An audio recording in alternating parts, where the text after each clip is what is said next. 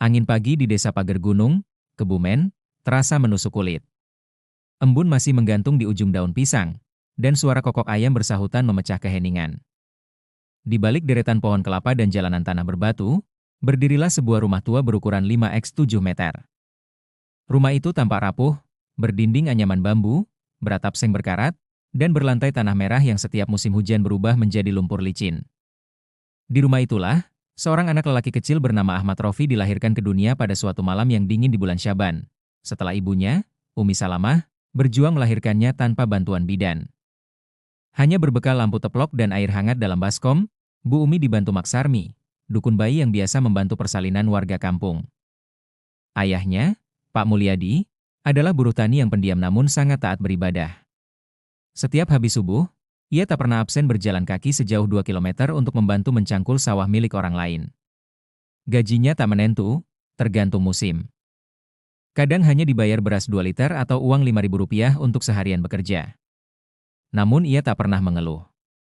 Di setiap helaan napasnya, selalu terselip kalimat, "Ya Allah, cukupkan kami dengan rezeki yang halal dan berkah. Biarlah tubuh kami lelah, asal hati kami tetap bersujud pada MU." Bu Umi, istrinya, adalah sosok ibu tangguh. Meski tubuhnya mungil, semangatnya luar biasa.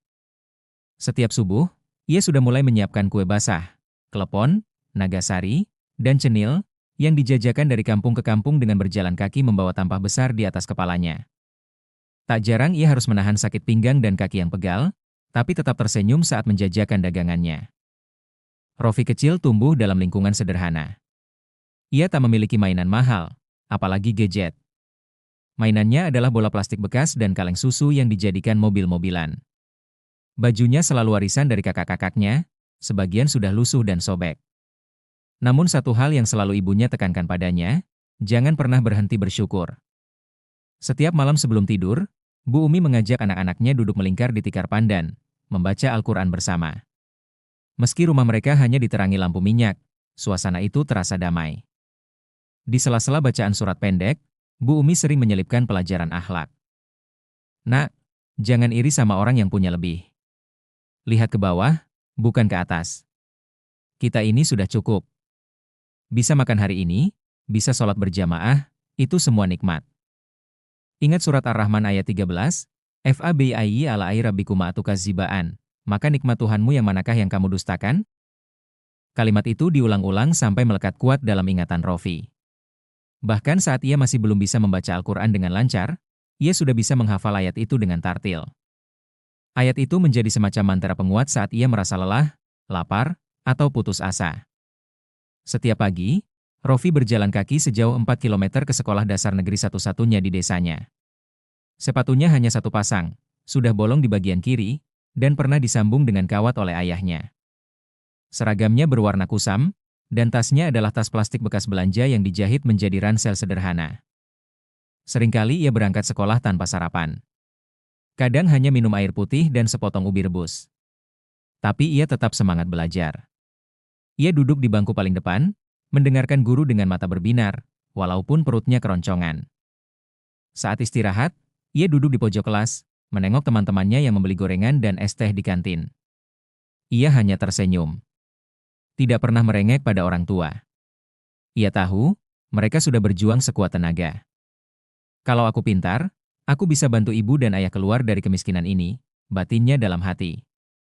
Malam hari, Rofi belajar mengaji di musola kecil yang terletak di tengah sawah. Guru ngajinya, Ustaz Rahmat, adalah seorang pensiunan guru agama yang dengan ikhlas mengajar anak-anak kampung tanpa bayaran. Musola itu sederhana, hanya berlantai semen dan berlampu redup, tapi menjadi tempat yang penuh cahaya bagi anak-anak desa. Ustaz Rahmat suatu hari berkata di depan santrinya, termasuk Rofi, "Nak, jangan kira kalian ini tak punya apa-apa. Kalian lebih beruntung dari anak-anak kota yang punya sepatu bagus tapi tak tahu cara menyebut nama Allah. Kalian punya iman, kalian belajar Quran. Itu nikmat paling besar. Surah Ar-Rahman bilang berkali-kali, maka nikmat Tuhanmu yang manakah yang kamu dustakan?" Sejak saat itu, Rofi mulai serius menghafal surat Ar-Rahman. Ia merasa ayat-ayat itu berbicara langsung pada hidupnya. Mengingatkannya, bahwa walau hidup berat, Allah tak pernah meninggalkannya tanpa nikmat. Meski hidup dalam gelapnya keterbatasan, hati Rofi kecil menyala terang dengan cahaya iman. Ia belum tahu bagaimana masa depannya, belum tahu apakah ia bisa mengubah nasib keluarganya. Tapi satu hal yang pasti, ia percaya sepenuhnya bahwa setiap hari adalah karunia. Dan setiap kali ia mengulang ayat itu dalam salat dan sujudnya, Fabii ala air rabbikuma atukazibaan. Air matanya mengalir, bukan karena sedih, tapi karena rasa syukur yang begitu dalam. Ya Allah, nikmat MU terlalu banyak untuk kuhitung. Aku tak akan mendustakan satupun darinya. Waktu terus bergulir. Ahmad Rofi kini menginjak usia 14 tahun dan telah menamatkan pendidikan sekolah dasar dengan nilai yang cukup baik. Ia bercita-cita melanjutkan ke MTS, Madrasah Sanawiyah, di kota kecamatan. Namun, biaya menjadi penghalang terbesar. Uang pangkal sekolah sebesar Rp250.000 terasa mustahil bagi keluarganya yang bahkan untuk membeli beras pun harus berutang di warung. Suatu pagi yang dingin, Pak Mulyadi pulang dari sawah dengan tubuh menggigil. Ia batuk berdarah dan wajahnya pucat. Setelah dibawa ke puskesmas dengan bantuan tetangga, dokter menyatakan bahwa beliau mengidap tuberkulosis akut dan harus istirahat total. Kabar itu menghentak seisi rumah. Ibarat tiang utama rumah yang roboh, semua menjadi limbung. Bu Umi menangis diam-diam di dapur, menyandarkan kepalanya di tiang rumah, memeluk tubuhnya sendiri sambil berdoa lirih, "Ya Allah, jangan ambil suamiku. Kalau dia tumbang, siapa yang akan membimbing anak-anak kami?" Rofi yang mendengar itu dari balik bilik bambu hanya bisa menunduk. Dadanya sesak. Hatinya panas oleh kegelisahan, namun tak ada air mata yang keluar. Ia tahu, ia tak bisa lemah. Ia harus menggantikan ayahnya, meski ia masih remaja. Malam itu, setelah salat Isya, ia bersujud lebih lama dari biasanya. Ayat Ar-Rahman terus ia ulang-ulang dalam hati. Fabii ala air rabbikuma atukazibaan. Maka nikmat Tuhanmu yang manakah yang kamu dustakan? Ya Allah, aku masih diberi ayah walau sakit, masih bisa sujud pada MU walau miskin, maka nikmat MU tetap ada, bisiknya. Keesokan paginya, tanpa banyak bicara, Rofi mengambil tampah berisi kue milik ibunya dan mulai menjajakan keliling kampung. Kakinya menyusuri jalanan berbatu, dari desa ke desa. Kadang hujan, kadang terik membakar kulitnya, namun ia terus berjalan. Di pundaknya, ada harapan keluarga. Di hatinya, ada kekuatan dari Allah. Suatu siang, Rofi beristirahat di bawah pohon waru sambil makan sisa kue yang tak laku. Ia melihat anak-anak sebaya pulang sekolah dengan seragam rapi, membawa buku, dan tertawa riang. Dadanya kembali sesak. Tapi ia memilih menutup mata dan berkata dalam hati, "Ya Allah, Engkau sedang mengajariku tanggung jawab. Ini pun adalah nikmat." Saat malam tiba, Rofi tetap menyempatkan diri mengaji di musola. Ustaz Rahmat, yang tahu kondisi keluarganya, menghampirinya usai sholat Isya. "Rofi, kau anak yang tabah. Ustaz tahu kau berhenti sekolah demi keluarga. Tapi ilmu Allah tak terbatas pada bangku sekolah. Kau tetap bisa jadi orang hebat asalkan kau terus belajar, terus berdoa, dan tetap jujur. Dan jangan lupa, Rofi," lanjut Ustaz Rahmat sambil menepuk pundaknya, "miskin bukan kehinaan. Yang hina itu orang yang mengingkari nikmat Allah. Selama kau masih bisa sujud, berarti kau masih mendapat bagian dari kasih sayangnya." Rofi mengangguk.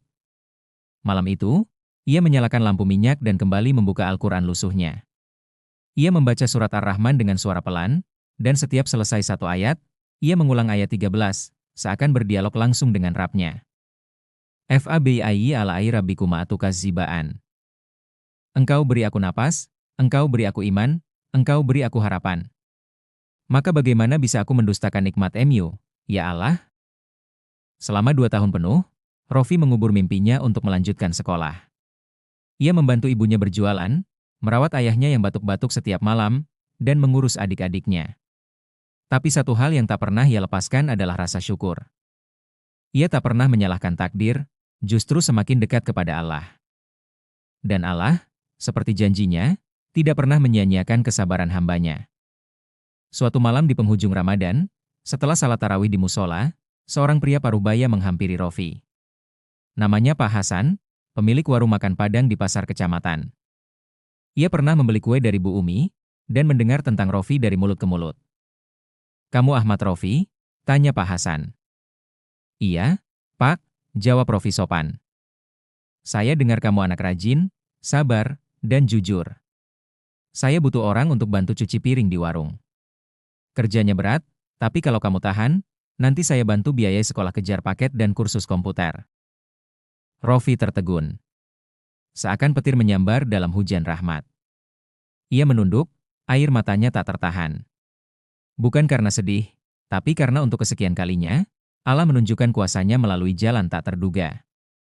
Ia pun berkata pelan, kalau ini nikmat, maka aku tak ingin mendustakannya. Fabii ala rabbikum atukazibaan. Ujian hidup tak mematahkan Rofi. Justru menjadi pupuk bagi iman dan keteguhan hatinya. Allah mengujinya bukan untuk melemahkan, tapi untuk mempersiapkan jalan menuju kemuliaan. Di antara air mata, peluh, dan sujud, Allah turunkan pertolongan. Karena benar sabdanya, sesungguhnya bersama kesulitan itu ada kemudahan. Quran Surat Al-Insyirah, 6. Dan nikmatnya, selalu hadir di setiap detak sabar dan langkah syukur. Hari pertama Ahmad Rofi bekerja di warung Padang milik Pak Hasan, udara Jakarta begitu panas dan berdebu. Bau asap kendaraan dan suara klakson bersahut-sahutan, jauh dari tenangnya kampung pagar gunung. Warung itu berada di kawasan pasar tradisional yang ramai. Lantainya basah, licin, dan aroma masakan begitu tajam menusuk hidung. Disitulah, di sebuah ruangan belakang sempit, Rofi memulai lembaran baru sebagai pencuci piring. Pekerjaannya tidak mudah. Setiap hari, ia mencuci lebih dari 200 piring, sendok, gelas, panci, dan wajan besar berlemak. Tangannya lecet karena deterjen. Kukunya hitam karena sisa makanan basi yang mengering. Tapi ia tidak pernah mengeluh. Setiap selesai sholat subuh di masjid kecil dekat kosannya, ia membaca doa yang sama. Ya Allah, aku tahu ini pun adalah nikmat. Meski berat, ini jalan halal yang Engkau bukakan untukku. Maka nikmat MU yang manakah yang harus aku dustakan? Setiap selesai mencuci, ia duduk di pojokan dapur dan mengeluarkan buku catatan kecil. Di situ, ia menulis pengeluaran, target tabungan, dan mimpi-mimpi yang masih ia jaga dalam diam. Di halaman depan buku itu, tertulis besar dengan tinta biru. Quran Surat Ar-Rahman, 13, Fabii ala rabbikum atukazibaan. Suatu malam, saat warung mulai sepi, Pak Hasan mendapati Rofi sedang mengulang hafalan surat Ar-Rahman sambil mencuci piring. Suaranya lirih namun penuh penghayatan. Pak Hasan berdiri diam beberapa saat, kemudian berkata, Rofi, kamu tahu kenapa saya pilih kamu dari sekian banyak pelamar? Karena saya butuh pekerjaan, Pak, jawab Rofi polos. Tidak. Karena saya lihat dari wajahmu, ada kejujuran dan ketabahan. Orang sabar itu mahal, Rof. Dan saya ingin bantu kamu berkembang. Mulai bulan depan, kamu ikut kursus komputer malam hari. Biayanya saya tanggung. Kamu kerja siang, belajar malam. Tapi ingat, tetap jaga sholat dan jangan tinggalkan Al-Quran. Malam itu, Rofi sujud syukur begitu dalam di musala kosannya. Ia menangis, menenggelamkan wajahnya di sajadah lusuh sambil berucap, Ya Allah, aku hanya pencuci piring, tapi Engkau mengangkat derajatku. Aku hanya anak petani sakit-sakitan, tapi Engkau titipkan harapan baru. Maka nikmat MU yang manakah yang bisa aku dustakan? Kursus komputer itu dilaksanakan 3 kali seminggu di sebuah lembaga pelatihan swasta di Tanah Abang. Rofi harus naik angkot 2 kali sepulang kerja, lalu belajar hingga pukul 21.30 malam. Tubuhnya sering lelah, mata mengantuk, dan kadang ia tertidur di depan monitor. Tapi semangatnya tak pernah padam. Ia belajar dasar-dasar Microsoft Word, Excel, mengetik 10 jari, dan mengenal internet. Semua terasa asing, tapi ia menekuni dengan serius. Setiap kali merasa ingin menyerah, ia membuka catatannya dan membaca ayat Ar-Rahman itu sekali lagi. Ia percaya bahwa kesungguhan hari ini akan menjadi jalan perubahan esok. Waktu berlalu. Dalam 6 bulan, Rofi sudah mahir mengetik surat resmi dan membuat laporan sederhana. Pak Hasan memperhatikan kemajuan itu, dan suatu hari memindahkan Rofi ke bagian admin kasir di warungnya yang kedua. Kini, Rofi tidak lagi berada di dapur. Ia duduk di depan komputer, melayani pelanggan, membuat laporan stok barang, dan mencatat keuangan harian. Ia mulai mengenakan kemeja bersih dan membawa pulpen di saku, sesuatu yang dulu hanya bisa ia bayangkan. Suatu hari, Rofi menerima sepucuk surat dari ibunya yang dikirim lewat Pak Demuis yang kebetulan ke Jakarta. Surat itu ditulis tangan di kertas sobekan buku tulis, dengan tinta bolpoin biru yang tampak luntur karena air mata. Nak Rofi, ibu bangga padamu. Ayahmu menangis waktu tahu kamu sekarang kerja di depan komputer. Katanya, kamu sudah jadi orang besar. Tapi yang paling ibu syukuri, kamu masih hafal ayat-ayat Allah dan tak tinggalkan sholat. Teruslah jadi anak yang bersih hati, jangan pernah malu dari mana kamu berasal. Ingat, semua yang kamu punya sekarang adalah titipan dari Allah. Surat itu membuat Rofi terisak di pojok kamar kosnya. Malam itu, ia buka mushaf kecilnya, dan dengan suara bergetar, ia membaca surat Ar-Rahman dari awal sampai akhir. Setiap kali sampai pada ayat 13, ia menutup matanya, merasakan getarannya hingga ke tulang rusuk. Fabi'ayyi ala'i rabbikuma tukazibaan. Ya Allah, tiada yang lebih indah dari nikmat MU. Tiada yang lebih besar dari kasih MU. Rofi kini mulai merasakan buah dari kesabaran dan kejujurannya. Hidupnya perlahan berubah. Bukan karena ia kaya, tetapi karena ia belajar melihat nikmat Allah dalam setiap hal, sekecil apapun itu. Ia tetap sederhana, tetap rendah hati, dan tetap mengirim sebagian gajinya untuk orang tuanya di kampung. Ia tahu, perjalanannya masih panjang. Tapi satu hal yang ia yakini, Allah tidak akan pernah meninggalkan hamba yang bersyukur. Dan dalam setiap helaan napas, setiap lelah yang ia rasakan, selalu terngiang ayat yang menjadi cahaya hidupnya. Maka nikmat Tuhanmu yang manakah yang kamu dustakan? Quran Surat Ar-Rahman, 13. 4 tahun sudah berlalu sejak Ahmad Rofi pertama kali menginjakan kaki di Jakarta sebagai tukang cuci piring. Kini ia telah menjelma menjadi seorang staf administrasi keuangan di kantor distribusi makanan milik seorang pengusaha muslim asal Sumatera Barat, Haji Nasrun, yang mengenalnya dari Pak Hasan. Rofi kini berpakaian rapi. Ia mengenakan kemeja putih bersih, sepatu pantofel murah yang mengilap, dan membawa laptop sederhana ke tempat kerja. Ia duduk di ruangan ber-AC, bekerja dengan data, spreadsheet, dan email, hal-hal yang dulu hanya ia dengar dari obrolan orang kota.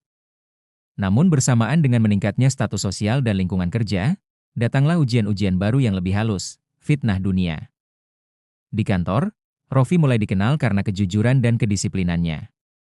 Beberapa rekan kerja yang lebih senior, seperti Doni dan Eka, justru sering mengejeknya karena tidak ikut nongkrong malam, tidak ikut karaoke, atau merayakan ulang tahun di kafe-kafe. Rof, jangan terlalu polos. Hidup di Jakarta harus fleksibel. Ayo sesekali refreshing, ke tempat yang seru, biar gak kaku banget, kata Doni sambil tertawa. Rofi hanya tersenyum. Ia tidak membalas dengan celaan, tapi dengan diam dan istighfar dalam hati. Ya Allah, Engkau telah selamatkan aku dari lumpur kemiskinan. Jangan biarkan aku tenggelam dalam lumpur maksiat dunia. Ia sadar, inilah level ujian yang lebih tinggi, saat iman dipertaruhkan bukan karena lapar, tapi karena berlimpah. Di kantor yang sama, ada seorang karyawan baru bernama Intan, perempuan cantik, lulusan universitas swasta ternama, yang suka mengenakan pakaian ketat dan wangi semerbak.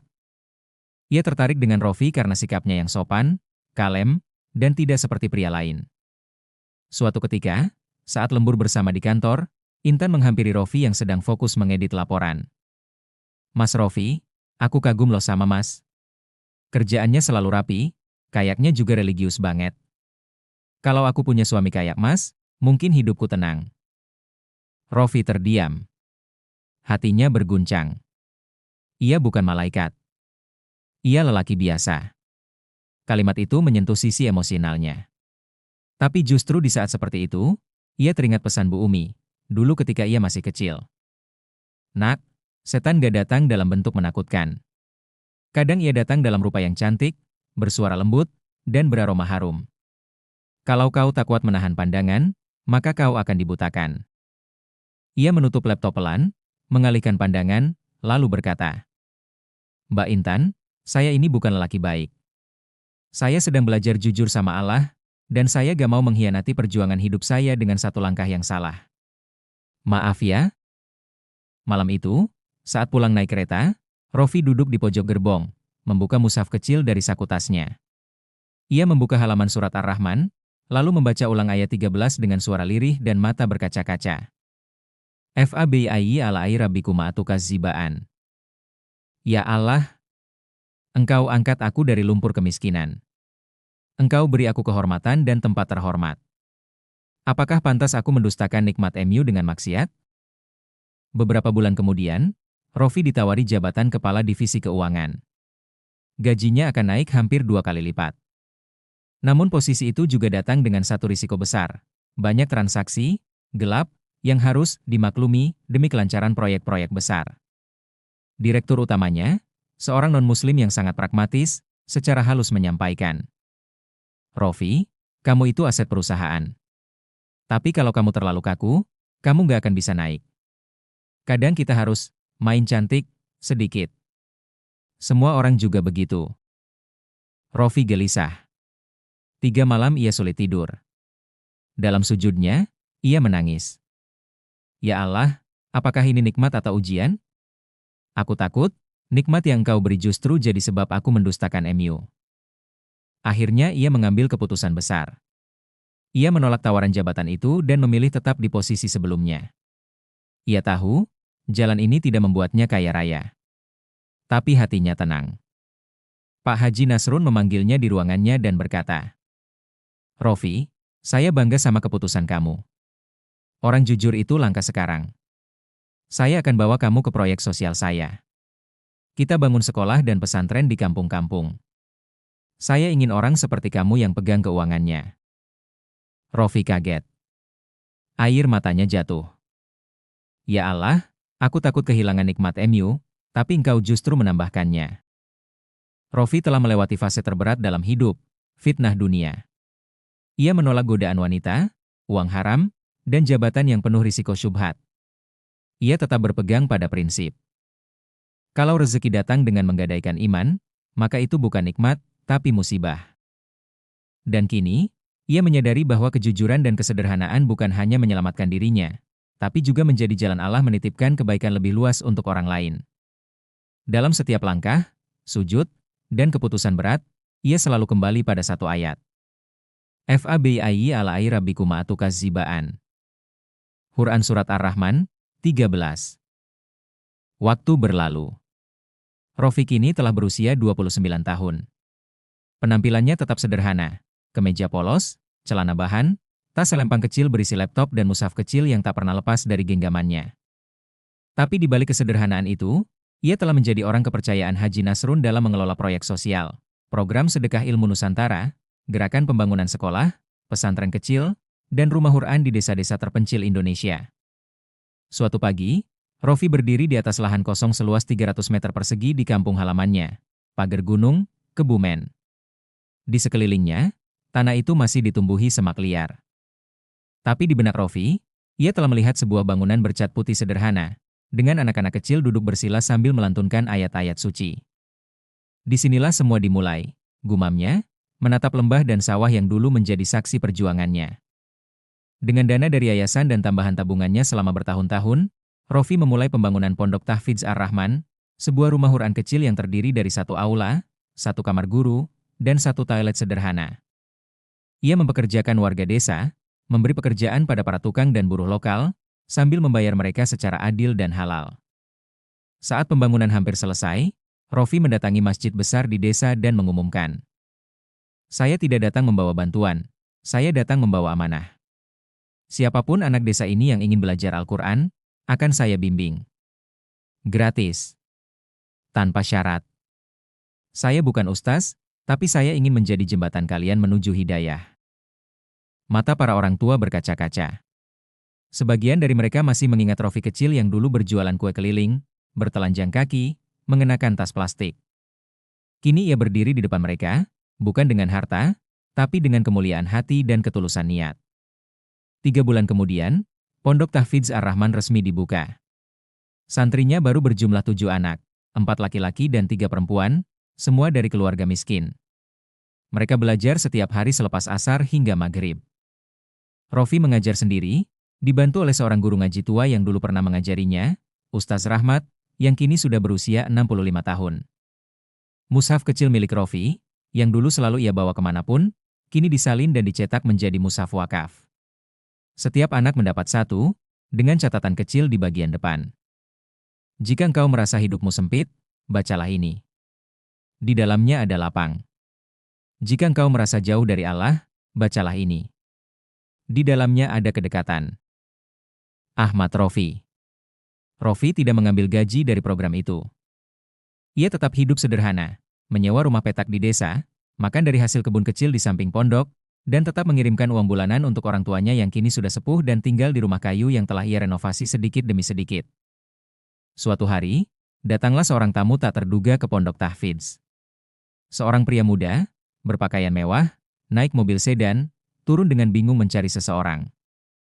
"Maaf, apa betul ini pondok milik Ustaz Rofi?" "Saya Rofi," jawabnya tenang. Pria itu ternyata adalah Doni, mantan rekan kerjanya di kantor dulu, yang dulu sering menggoda dan menertawakannya. Kini ia datang dengan mata sembab, membawa masalah rumah tangga dan jiwa yang hampa. "Rof, aku salah. Aku punya semuanya. Uang, mobil, jabatan, tapi hati kosong. Anakku kecanduan gadget, istriku hobi belanja, aku gak pernah sholat. Tapi aku lihat hidupmu damai. Ajarin aku, Rof, tolong."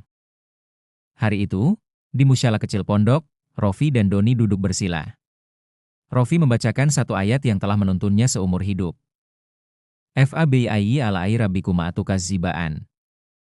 Maka nikmat Tuhanmu yang manakah yang kamu dustakan? Air mata Doni menetes deras. Ia tak sanggup menjawab. Hatinya hancur tapi terasa damai. Rofi kini bukan siapa-siapa di mata dunia. Namanya tak viral. Tak masuk berita. Tak tampil di layar kaca. Tapi namanya ditulis di hati anak-anak kecil yang belajar membaca, alif ba ta, di tengah sawah. Namanya diingat oleh para orang tua yang anak-anaknya terhindar dari jalan gelap karena pondok kecil itu. Suatu malam, Rofi menulis di buku catatannya. "Aku pernah miskin. Aku pernah lapar. Aku pernah sendirian. Tapi aku tak pernah merasa ditinggal olehnya. Allah mengujiku untuk menguatkanku. Dan kini, Dia mengizinkanku menjadi jalan bagi orang lain untuk kembali." Dan dalam setiap langkahnya, setiap napasnya, setiap bangun malamnya, ia tetap melafazkan satu ayat yang menjadi nafas hidupnya. Fabi'ayyi ala'i rabbikuma tukazzibaan. Quran Surat Ar-Rahman, 13. Hidup tidak selalu harus penuh harta. Tapi pastikan hatimu penuh rasa syukur, karena itu kunci nikmat sejati.